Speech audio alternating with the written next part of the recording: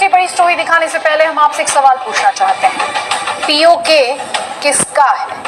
जाहिर है आप गर्व से कहेंगे कि हम हिंदुस्तानियों का है। तो इसके बाद हम आपसे दूसरा सवाल पूछेंगे कि फिर पीओके में टर्की क्या कर रहा है।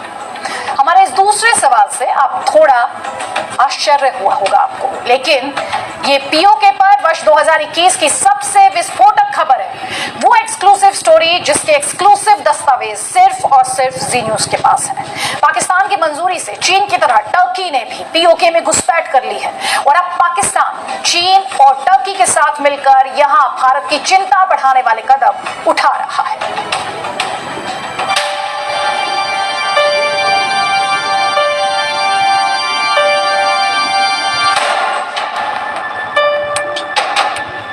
ये पिछले वर्ष की पाकिस्तान की तस्वीर है।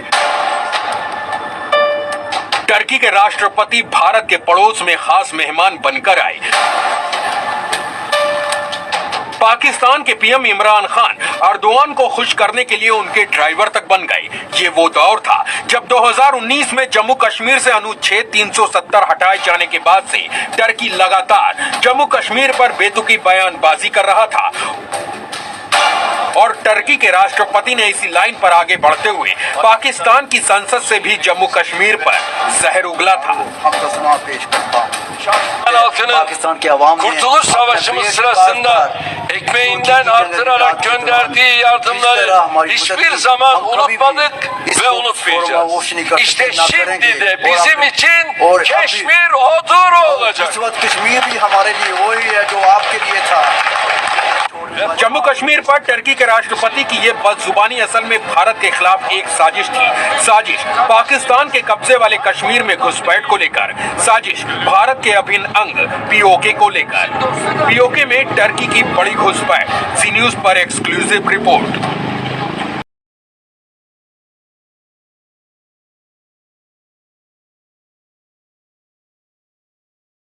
से टर्की पाकिस्तान के इशारे पर कश्मीर मुद्दे को अंतर्राष्ट्रीयकरण करने की कोशिशों में लगा हुआ है।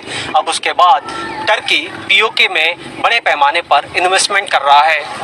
पीओके से जुड़ी ये 2021 की सबसे बड़ी खबर है। ये वो खबर है जिसके खुलासे के बाद भारत को चीन, पाकिस्तान और अब टर्की से भी और ज्यादा सावधान रहने की जरूरत है, क्योंकि जी न्यूज के हाथ पीओके से जुड़े ऐसे सीक्रेट दस्तावेज लगे हैं जो बताते हैं कि चीन की तरह टर्की भी पाकिस्तान की मंजूरी के बाद पीओके में बड़े पैमाने पर निवेश कर रहा है। टर्की की कंपनियां पीओके में tourism sector, hotel, resort, amusement park, national park में अरबों रुपए लगा रही हैं और टर्की पीओके में हाइड्रो पावर सेक्टर में भी अच्छा खासा पैसा लगा रहा है। जी मीडिया के हाथ लगे दस्तावेजों से खुलासा हुआ है कि गिलगिट में पावर हाइड्रो प्रोजेक्ट्स में टर्की के इंजीनियर्स काम करते देखे गए हैं। वहीं पर पीओके के टूरिज्म सेक्टर्स में भी टर्की काफ़ी रुचि ले रहा है। रिपोर्ट के मुताबिक टर्की की कंपनियां पीओके में होटल, रिसोर्ट्स, अम्यूजमेंट पार्क्स और नेशनल पार्क्स में बड़े पैमाने पर निवेश करने में लगी हुई है। चीन के बाद टर्की अब ऐसा दूसरा देश हो चुका है जो पीओके में लगातार अपनी घुसपैठ बढ़ा रहा है। पीओके में टर्की की मौजूदगी भारत के खिलाफ एक सोची समझी चाल है, जिसका ठीक ढंग से पोस्टमार्टम करने की जरूरत है और इसके लिए आपको इस्लामाबाद की ये तस्वीर भी देखनी चाहिए। 27 मई की इस तस्वीर में आपको एक तरफ पाकिस्तान के विदेश मंत्री दिख जाएंगे तो दूसरी तरफ संयुक्त राष्ट्र महासभा के अध्यक्ष वोल्कन बोस्किर नजर आएंगे। यूएनजीए के चीफ मूल रूप से टर्की के ही रहने वाले हैं और इस्लामाबाद से इन्होंने कश्मीर पर विवादित बयान देते हुए इसकी तुलना फिलिस्तीन से कर दी, जिस पर भारत ने कड़ी आपत्ति भी जताई। यानी टर्की पूरी तरह से जम्मू कश्मीर के मुद्दे का अंतर्राष्ट्रीयकरण करने में जुटा है और इस साजिश में टर्की और पाकिस्तान को चीन का भी साथ मिल रहा है। ऐसा हम इसलिए कह सकते हैं क्योंकि टर्की ने सीरिया युद्ध और अजरबैजान आर्मेनिया के बीच हुई जंग को लेकर लगातार मुस्लिम कार्ड खेला, पश्चिमी देशों से दुश्मनी मोल ली। जब तनाव बढ़ा तब यही टर्की एशिया में चीन और पाकिस्तान के करीब आने लगा।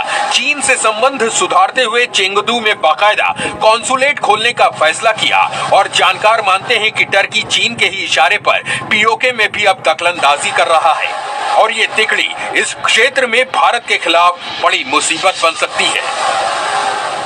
चाइना और पाकिस्तान और टर्की का ये जो नेक्सस है वो जाहिर है कि पूरे क्षेत्र के लिए चिंता की बात है, भारत के लिए भी चिंता की बात है, क्योंकि ये सभी भारत के खिलाफ काम कर रहे हैं। तीनों राष्ट्र मिलकर के भारत के खिलाफ साजिशें रच सकते हैं। इसको लेकर के भारत सरकार को सतर्क रहना चाहिए, लेकिन पूरी इंटरनेशनल कम्युनिटी को भी ये जो चाइना, पाकिस्तान और टर्की का जो नेक्सस बनता जा रहा है उसको लेकर के विशेष सतर्कता बरतनी चाहिए। टर्की हो, चीन हो या फिर पाकिस्तान, इन तीनों देशों को एक बात ठीक से समझ लेनी चाहिए, भारत पीओके में किसी की भी दखलंदाजी बर्दाश्त नहीं करेगा।